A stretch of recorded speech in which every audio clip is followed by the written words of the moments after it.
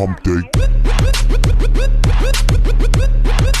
Hello, panibagong araw, panibagong bendo. Ngayon pupunta kami sa customer para magtitibay ng water bendo sa may Pasay City. At nang makarating na kami sa aming destination ay agad ng binababeto. At agad nang nilagay kung saan ipupwesto ang bendo. Nice! At dito na nga gusto ng customer ilagay ang kanyang bento. Yes, tama ang narinig nyo. Kapag inabilyo ang water bendo, sayong-sayo na yan. Wow! Nang mailagay na ang bendo, hindi na magpatumpik-tumpik na at agad nang in-install ang bendo. Sa pagkabit nga ng water bendo, PVC or tubo ang pangunahing kailangan mo. Madali lang naman ikabit ang water bendo, huwag kang magalala. I-guide ka namin, in case na malayo ka. Wow! Kaya kung nasa Luzon, Visayas or Mindanao ka man, huwag kang magalala, kayang-kaya yan ang water bendo natin.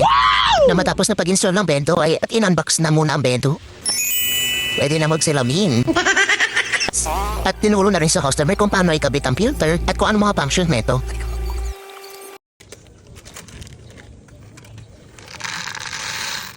Nang matapos na lahat ay agad ng tinesting ang bendo.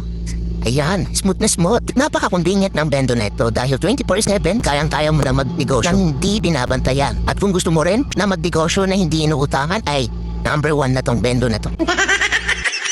Dahil ang bendo hindi mag-ooperate kapag hindi yan mag-uulo. At kaya na nga kinalibrate na rin ang bendo mula luma at bago 5, 10, 20. Tinuro na rin sa customer kung ano yung mga functions sa loob at tinuro na rin kung paano mag-adjust ng timer in case na gusto niyang taasan or babaan ang presyo ng kanyang tubig per galon. Namakopay na sa customer kung ano ang presyo ang gusto niya at ayan na, tapos na.